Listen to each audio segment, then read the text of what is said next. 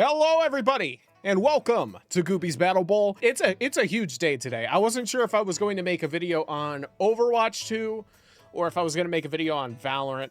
I'm going to choose Valorant. There was a huge content patch that came out for Valorant, and I kind of wanted to discuss it with you because it's interesting. Personally, as a person who's kind of fallen out of love with Valorant, it's a positive sign. It's still Valorant. Let's go through it. I'm not gonna say that this wasn't a bad patch. That this was a bad patch.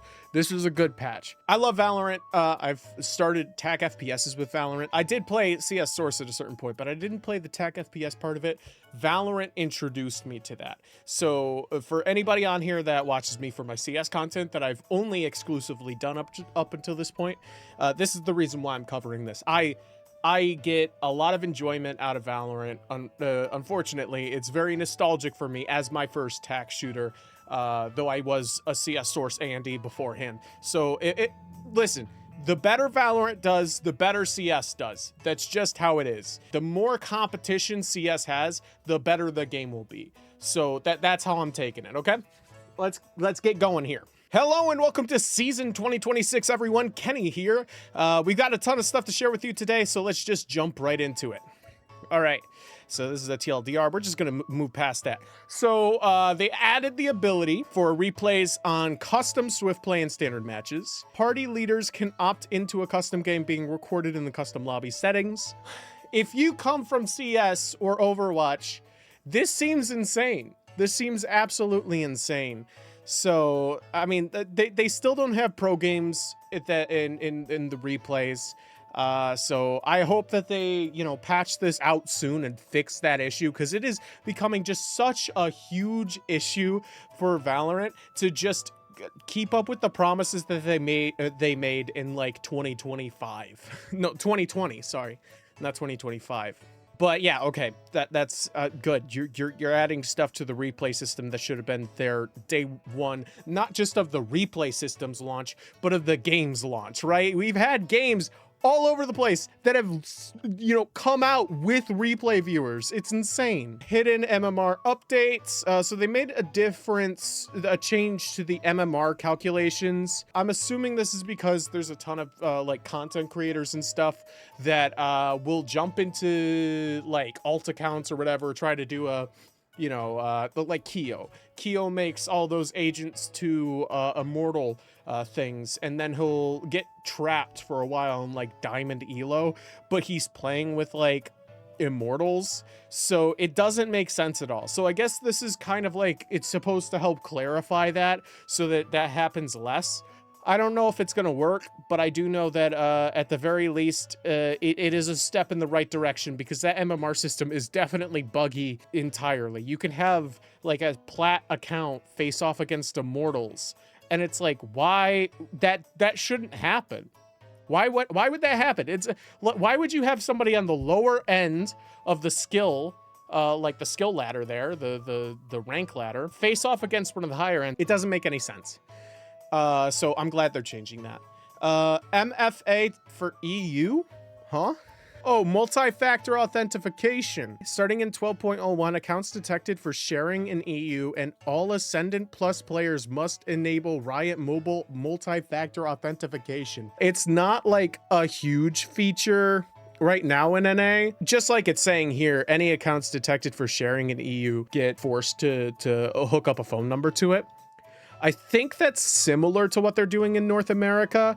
I don't know if they fully implemented that though. So at the very least, them spreading it out to EU is going to be a big issue, which for the most part affects mostly people who are making accounts and smurfing and all that, which is an overall good thing. But at the same time, it's one of those like, it's like, put your ID to it type thing, It's another hoop. It's not impossible to get past. There are people that will sell phone numbers or like crack a phone number, and they'll use that to get by it. It's gonna force people to pay to do that. So I guess in a way it helps.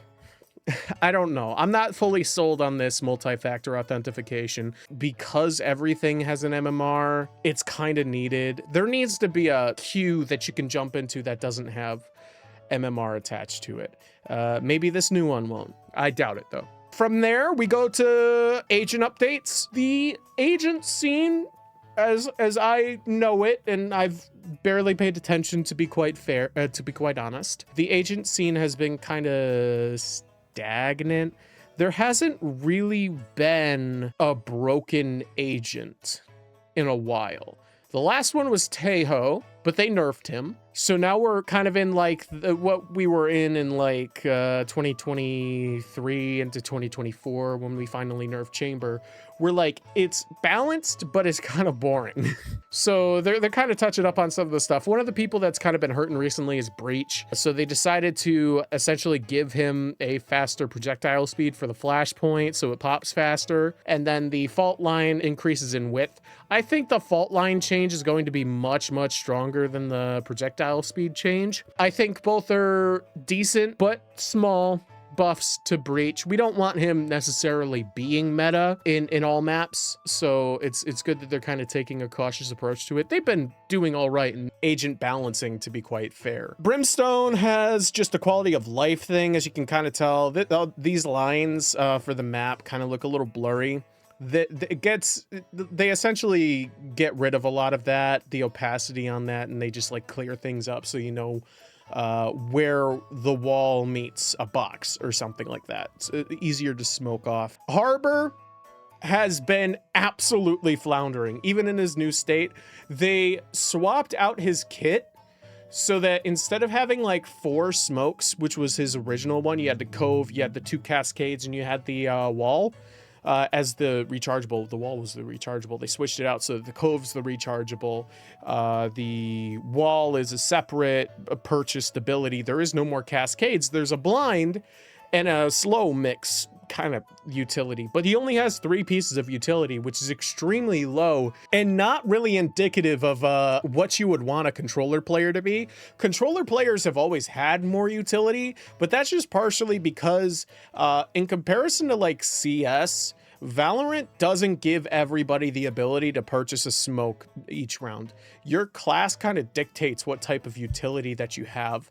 So the controller player has to have like a decent amount of utility because you're essentially making up for what is a 5-man group throwing smokes. It wasn't going to work. It just wasn't going to work. It's not enough utility, not enough, you can't put enough onto Harbor's shoulders. Riot has decided that the best course of action is to slightly buff, I guess, because you have the slow durations of both the Storm Surge, which is the blind stun ability that he has, and the slow duration of the Reckoning, the ultimate there, be 2 seconds, which again is what it should have been at the beginning, but it does nothing to really like fix the character at all. Sage's targeting to make it more accurate to agent models. Players can now heal targeted allies if the mid and lower sections of their models are blocked by geometry. Okay, so another quality of life thing. Healing Orb has updated targeting. Tejo. So this is another one of the kind of interesting ones. So they didn't really buff him or really nerf him. They essentially made the concuss duration similar to that of most other stuns in the game, if not all of them, I think, at this point, from 4 seconds to 2.5. But they also, to kind of buff it up from that nerf, they added damage to it. Now, it's not much damage. If you get caught on the edge, you only take about 20 health, so it's not that much. But if you're in the center, you take about 35. That's where it's like, okay, it's like a body shot. It's still not going to be much, and that stun is going to play a bigger role when it comes to that. But I could already see the play where like somebody gets beaten up by like a bunch of utility, and then boom, the special delivery there kind of blows up in their face and they die. So yeah, that's fine. The stealth drone changed from a snapshot revealed to being fully revealed. So you get full wall hacks when it comes to it, I'm assuming. I'm unsure what it would be similar to. Would it be more like a Hanzo reveal, or I'm unsure. I'd have to check that out. Vice has been slightly underperforming after recent changes. I've heard that. So we've given them back some area to Steel Garden to compensate. This should make the sight takes and defensive holds feel more reliable. So they increased the range by 2 meters. Was it originally 30 meters? Okay, and now the big kahuna, I'd probably say, outside of the new gun, the breeze rework. Now we've been waiting for a breeze rework for a while. I've played all the different variations of breeze. Personally, just because of nostalgia's sake, I liked it when they didn't touch the map at all. It was just more arcadey. If I'm being honest, I feel like if Valorant had like adjustable player count, like if they had a casual mode like CS does where you could have 10v10, it would probably work a little bit better. It would be chaotic, but it's a big enough map and the rotates take so long that something like a casual mode with the enhanced timer and the enhanced amount of players would probably do it good. They decided we want to make it competitive, so they've decided to essentially gut the map. There's a lot of different changes to Breeze, and we'll have to jump into game to kind of see it. They essentially took out a good quarter of the map in terms of space, including halls. Halls is completely gone now, but it has kind of made it more of a battleground in mid and just so much easier to take sites with non-line smokers. And we'll kind of go over that. There's been a lot of people that I've seen already talk about like, oh, the interesting ideas that you could have with Breeze. I have some that I think people aren't really taking into account that I'd like to bring up. So just stick around. We'll talk about that later. And for the first 2 weeks of competitive Breeze, our losses are reduced by 50% and wins are still 100%. So it helps you learn the map. I like how I like the fact that they do that with the Breeze stuff. It would just be better if you were able to select the map, but I enjoy that they're doing that. So good on them. Good on them. The Haven and Corrode changes, they're much smaller, but they're important. I mean, we had the Odin meta, I should say. The Odin meta where, you know, specifically the pro player, Brock, was abusing wall bangs and such and so forth. So they kind of had to, they were kind of forced into this. The only other thing they could have done was nerf the Odin. I don't think that they want to do that. They don't want like a Negev type machine gun. They want a machine gun that you could actually potentially use. They don't want like an M249 where it's way too expensive and it doesn't do enough damage to warrant being a meta gun. They want it to, and I appreciate this approach because I kind of feel like in a lot of ways CS does kind of stick to like the traditional you know, AK and M4 lineup there, like stick to the rifles, don't use anything else. Valorant's kind of being like, oh, we want the op, we want the Odin, we want the Judge to all have their own place and reason for being there. So I mean, I don't know how long they can keep from nerfing the Odin, because I do feel like it does need some changes, even if they want to keep it in the meta. It is still kind of, it's still pretty much broken. I almost guarantee myself a kill every time I pick up an Odin. It's that bad. This is, for right now, this is like a literal band-aid, and you'll see in a second, they literally put a band-aid. So let's look at Haven real quick. This is the original one. Look at that. Boom, band-aid. They just straight up put one band-aid on Haven, and that's it. Looks ugly. I agree. I think it looks absolutely horrendous, but it does its job. We'll see how it goes. Corrodes walls. So yeah, this is the big one. So this is the old corrode wall. You could spam through this entire site here. So now they're like, okay, maybe this is too big of a deal, and they block off this wall. Just this wall, by the way. This whole site is just, it's cooked. It's cooked with the wall bangs. It really is. And on B site, I like this change. I'm not gonna lie. I like B site. I like the B site change. You swap it out. I thought it was insane that you could wall bang throughout this entire thing. They block off the long side of the little cubby there, so you can still spam through these short walls. But if you're spamming through those short walls, do you know what you could do as the person getting spammed? Swing out and kill them. I mean, it's a fair trade, honestly.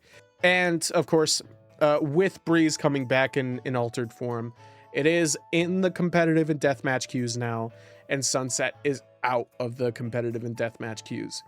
All right, new limited time mode. So this is a limited time one. Very, very specific in the wording there. You got all random on one site.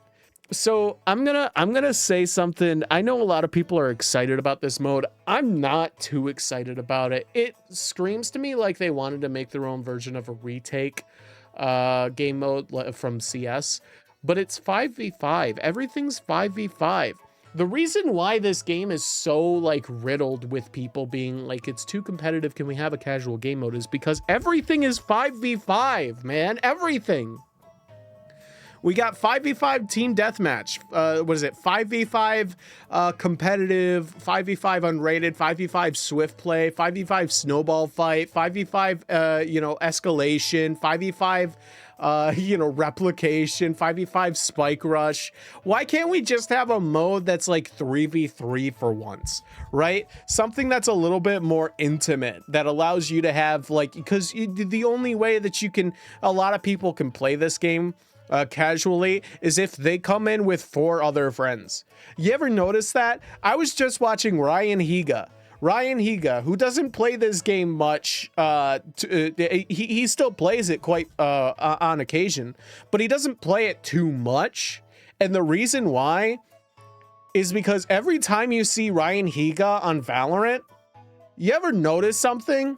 He's always in a 5 stack. He's always in a 5 stack. So if these creators only feel safe playing the game in a 5 stack, what's the hope for anybody else, you know? There's going to be a ton of other people that just won't play the game because they don't have a 5 stack ready. So they need to fix that up. It doesn't make much sense. That's the all random one site mode. It's essentially you take one site, loadouts are free, abilities recharge, and there are high value ultimate orbs that can get your ultimate up really quickly. I haven't played the game mode yet. We're going to play it on stream today, which I stream this live on twitch.tv/GoopyTheSlime. Make sure to go check it out.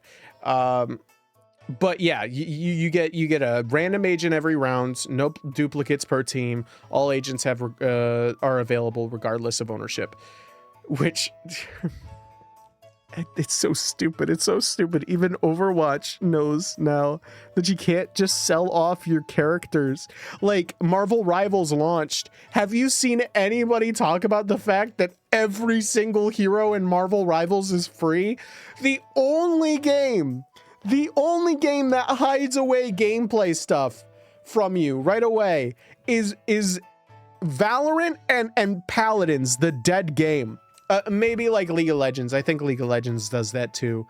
But get rid of it. Get rid of it. You need these characters. Like there are so many meta characters, and you put Sova. You put Sova as like the starter character for the longest time. You just switched it to play Phoenix, which is also super difficult to play. You want them learning the game and killing their teammates? It's insane. It's genuinely insane to me. All right, single site, active site randomizes each round. So that's actually interesting. I can't wait to see it. Active site is revealed during the buy phase. And they have available maps: Abyss, Ascent, Breeze, Corrode, Pearl, Icebox, Sunset, Split. Is that... No. That's not the active map pool because Sunset's in here. Interesting. I mean, it's cool that they actually launched it with a good amount of maps that you can play. Is that crazy that I had to say that? But Valorant is very good at releasing stuff like the replay system in a very bare bones state. So having 8 maps be immediately playable is definitely probably a good thing. Abilities: full ability charges granted each round at no cost. Ability recharges through the round. Abilities recharge throughout the round. It's not going to happen that much, is it? Because it's going to be fast paced, isn't it? I guess it depends on how fast they recharge. It's going to be like 15 seconds. It got to be. At the very least 15 seconds. At 0 ultimate charge, ultimate orbs are placed around the map and grant 50% ultimate charge when captured. So if you get 2, you get your ult. Or if you get 1 and you get a kill, you get 50 ultimate charge. 50%. And killed players drop ground orbs containing their accumulated charge. Ooh, but you have to get it. Okay. And how fast does it take to pick up? Is it just like a normal orb? Or is it like a gecko? Like you pick it up in like 2 seconds. Loadout, no economy. Select your loadout each round. Yeah, and again, that's like the retakes where you get like certain. Oh, here's your options. Behind enemy lines, or you get an AK on CT. Leaving limited time mode. Snowball fight is heading out. Thanks for playing. They have a new UI. I'll show you that as well. Player behavior updates. So they essentially, this, I'm gonna skip past this, but this is like they're renewing the TOS here, and they're trying to make it more so that like toxic players get punished more. They're gonna ask you to essentially agree to a terms of service. This is more cosmetic than I think it is actionable, because they will do a little bit to make it like to worry people a little bit more when it comes to being toxic in Valorant, but I do not see this changing any of your games drastically to where you won't see toxicity anymore. Far be it from there. So yeah, that like I don't see that. A weapon update. We get Bandit, precision sidearm with 1-tap headshot power for those that want to steal some rounds on a budget. So they even see it as kind of like an eco round thing. I'll talk a little bit more about Bandit in a second. The Bandit lands right between the Ghost and the Sheriff, offering more diversity in light rounds, whether choosing to focus on agent abilities or focus on gunplay. They've been focusing a lot more on gunplay, I've noticed. I would have played during the, 11.08 patch or whatever, the other big patch that worked on the gunplay. But there was just nothing that I really felt like I could grab onto. This one, a little bit, kind of keeping in the loop and trying to learn how to use the Bandit is kind of bringing me here. So it is a sidearm that's 600 credits. It has 8 bullet magazines. We'll talk more about it later on, but you got very little ammo, just to give you that. The reload timing is a bit fast. Equip timing is 0.75 seconds, and while penetration is normal at around a medium, the only pistol that still has it at a high penetration is the Sheriff. From here, we get bug fixes. Yep, they refreshed the home screen layout, the lobby queue select, the custom lobby, the social panel. They're talking about Premiere stuff. That's it. Just a whole bunch of bugs. Let's move on to the game. We'll check out the new gun. Here is the new UI. You got home right here. Go into play. You got this weird tile menu thing now. As you can tell, they have the featured mode, the all random one site mode right here. It looks clean. I'm gonna give it credit. I know a lot of people don't like it, and I definitely was confused, and I was trying to find this new game mode when the patch came out, but I couldn't find it. It wasn't added until later, I guess, and I just thought it was the UI, but the UI is fine. This is still the same. Agents are still the same. Careers still the same, and all that. You got your loadout still the same, blah blah blah blah. Everything's still the same, to be sure. This is the new skin bundle. You got this knife thing. It's $70 for 3 skins. Normal Valorant stuff, right? So this is like an event that they're holding, the Alpha versus Omega. There was like a big storyline thing where like they're splitting up or something. I don't know. This is all story stuff. I don't care about that. But you get to choose between Team Brim and Team Viper here. At the very least, they're adding stuff to make the game more fun. You know what I'm saying? So I can't fault them for that. Welcome to Breeze. I don't think this has been cut down, but I'm not entirely sure. It could have. We're gonna start. I mean, we might as well start here because this is the biggest thing that you'll probably see. It's a big old wall. They cut this. They like slice this up a little bit. There's less. less room in this hall here. Get out here. Got this big box right here. You got the entire mid area is completely different than what it was. You had this big old open, the closed off space, which was where the broken wall was. That leads right into this area here. And you got like you could push up and play this angle for anybody trying to sneak up from the defender side. So and this is wall bangable too, just by the way. So if you ever do feel like somebody's there, is it this brick? Like right in the top right hand corner of this brick, that'll kill the person.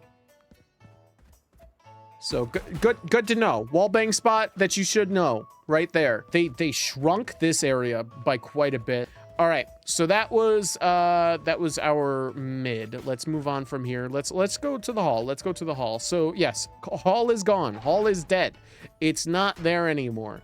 You come out here, you go, and you see nothing up top. You can't go up top. There is no up top, no hall. The sight line for here is now different. They can't see you right off the bat. So that's really good for attackers. This right here, there's no more box right here. There used to be a tall box right there that you could see. A lot of this place has kind of been cleaned up. Now we're in A site. In A site. This is a beautiful day. It is a really beautiful day. The height differences between here and here are completely removed now. So there's no more half walls, no more anything getting in your way. When you're in a firefight over here, you can't mess it up. There is nothing to keep you from messing it up. Pyramids are taller. When you do a little ring around the rosy, you ain't gonna be seeing too many player models, slightly. You ain't gonna be seeing somebody's head while you're chasing them around.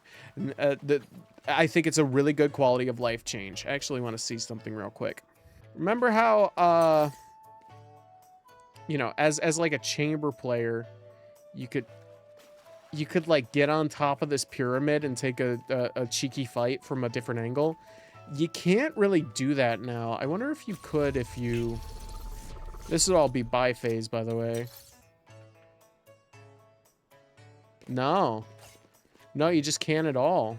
What if I try to stand on it? You fall right off.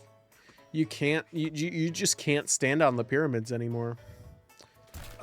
I think that's a good thing overall.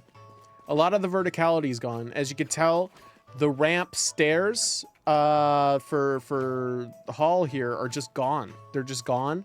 It replaced is this little cubby area that you can kind of play. So that could be really good if they're taking sight or whatnot. There's a good defensive position there. This crate got ice boxified, like the old ice boxified. It's now diagonal. There is no box there, so you have to use utility to get up top. But there is still the ability to do that. So something like a jet, like a raise, like a chamber, you can still kind of play this cheeky little high up spot. Ramp, you go up here. Still got that bridge. It's looking good so far. It's looking good. Honestly, all these changes are extremely goated. And I'll kind of talk a little bit more about it as soon as I finish this tour here. So here, this is really cool. So you could place smokes, orb smokes into this spot here now, and it will cover everything. You couldn't do that before. That's because they moved up this wall a tremendous amount. So there's not like, there is much less room on this B site now than there was before. So you play the double smoke, you can take B. No, if you play with two smokes here, you could take B. So you could still use a line smoke, but it's not necessary. And you could do that with A too. It's much, much better. Just a huge quality of life for a lot of the attackers here. Over here, this kind of got elongated, this ramp. But that's for a reason. The boxes went from the bottom here all the way up to the top. So I didn't even think about this, but this is a really good angle for post-plant stuff, right? So if you ping this, right, and you just go down to that, you could just spam through that box and shoot somebody on the spike. You just straight up, you could straight up wall bang them. It could be a sunset situation. I'm not gonna say anything yet, but it could definitely be a sunset situation. It seems like you could still go on top of these things, which is good. But this has been dramatically increased in height, so you need a box to get over it. And the only box that is here is right at the end there. I feel like that's on purpose. If you're an attacker and you take the site, this makes it so that it's a little bit more perilous to kind of get behind the enemy here, because you essentially have to push all the way through and then jump up.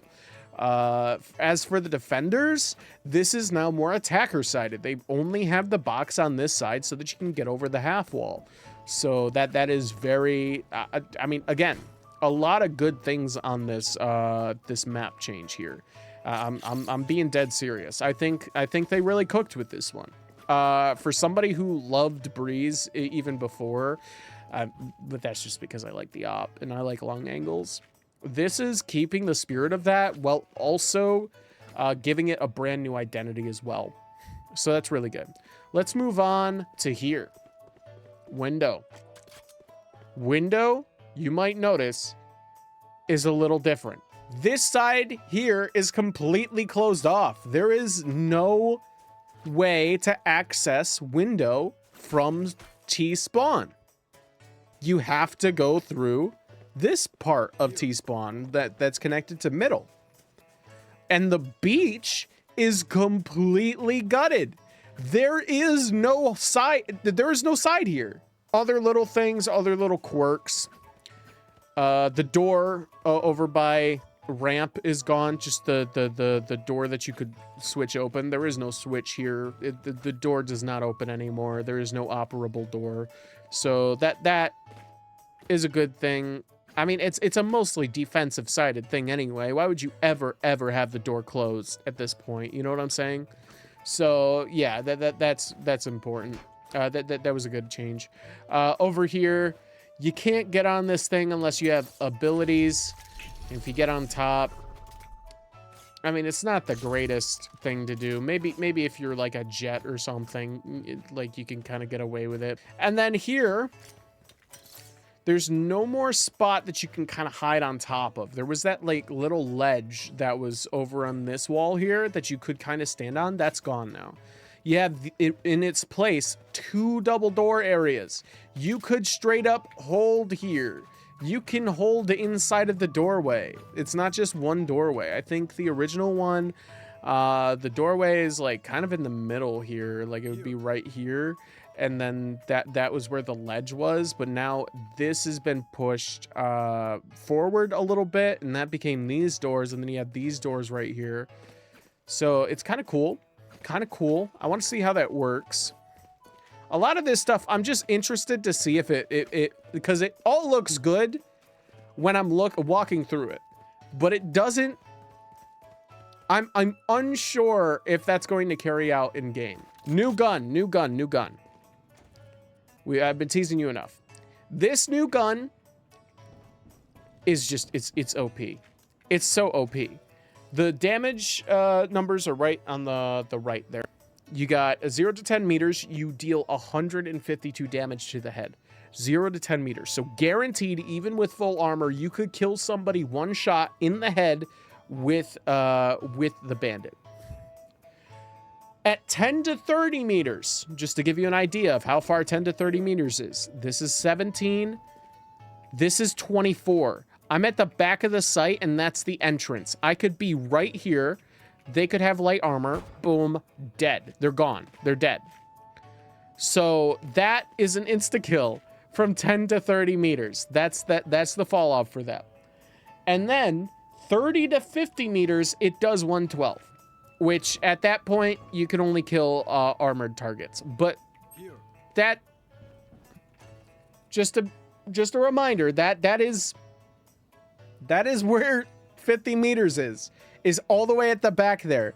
So maybe at window, if you're taking a window fight, you're going to be dealing with that. Still does 112 damage, nothing to scoff at, but it's not going to kill anybody with armor.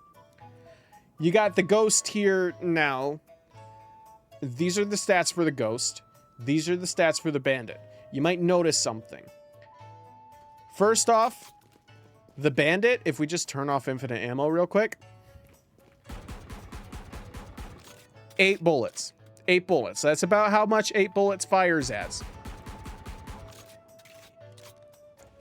There's 24 reserve bullets, so that means that you have, what is that, five rounds, five mags in the gun.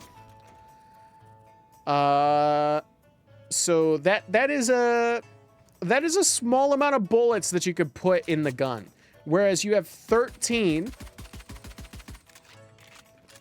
The 13 with this ghost here, and then of course you have 3 reserve mags, so that's a total of 4 mags. But for a lot of people, that 13 bullets could be a lot, you know, especially for the people who shoot bodies.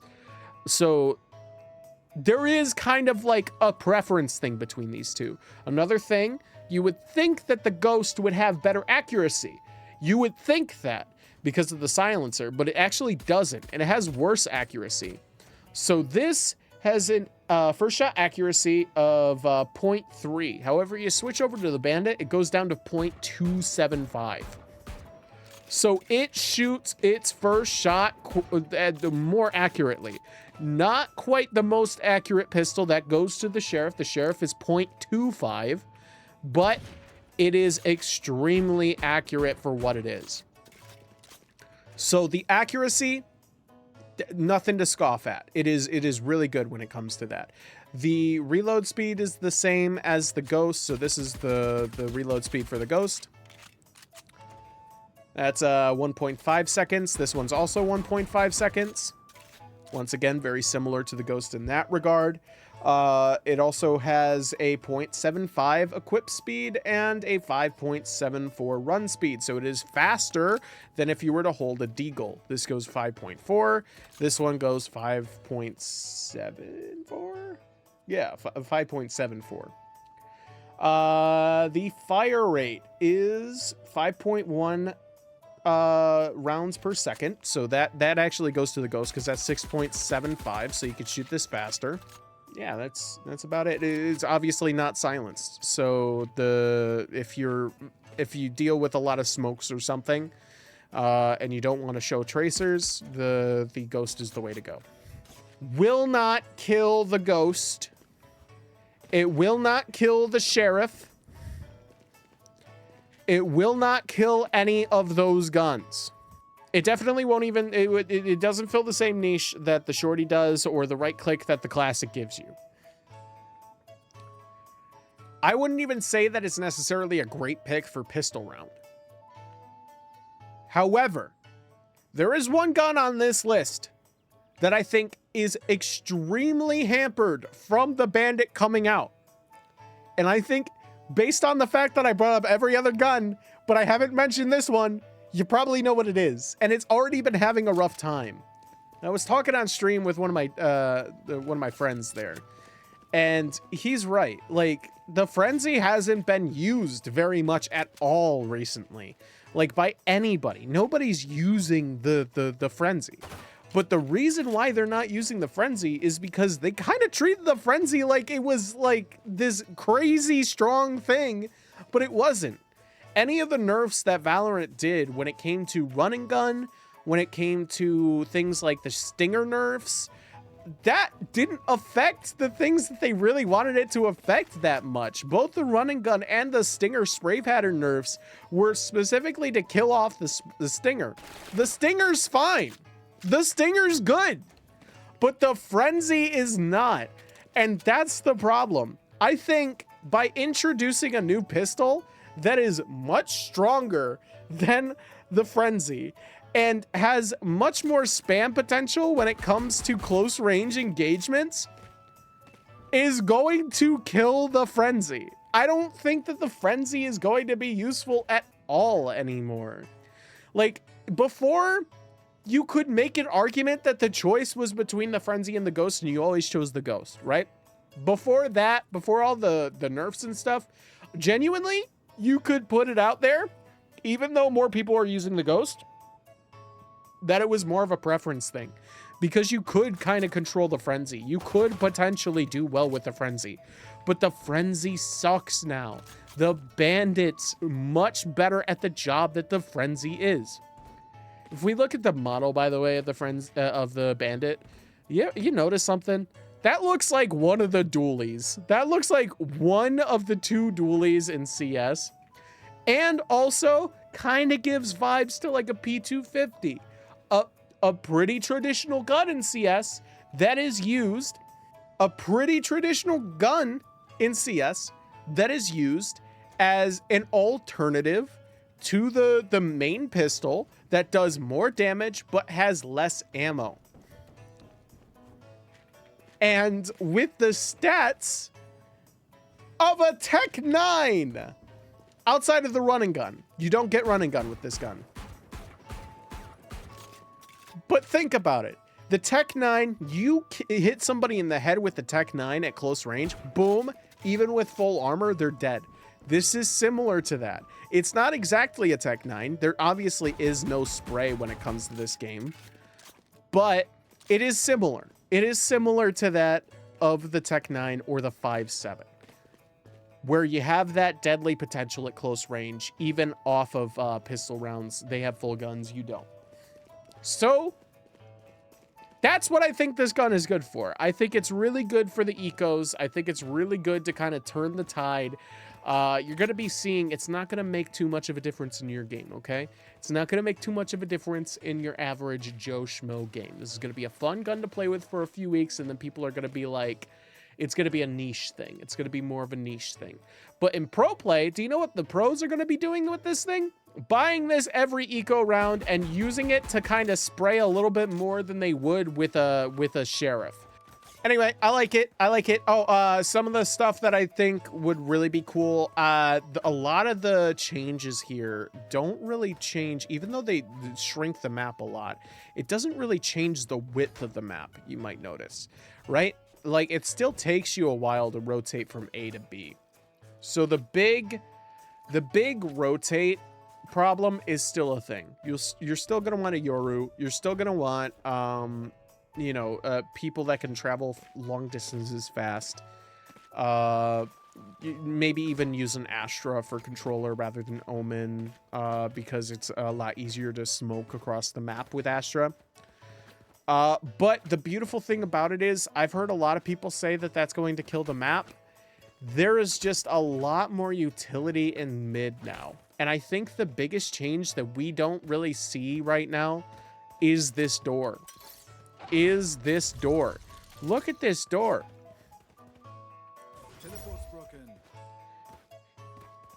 This used to be a chute. You couldn't get into the chute. You only fell out of the chute. The only people that could get into the chute, I think, are Jet and Raze. And I don't think it opened up if you jumped up into it. Now it's a door. It's a two-way door. It's not just a one-way. It's not just for the attackers to come out into mid from an alternate angle. It's also for the defenders to kind of quickly take a flank angle. And yeah, the door gives it away. There's a sound. Oh, somebody's through the door. But I think it doesn't matter if you're getting pinched from both sides. It's really interesting thing that they added that I think will only add to the complexity of how games are played.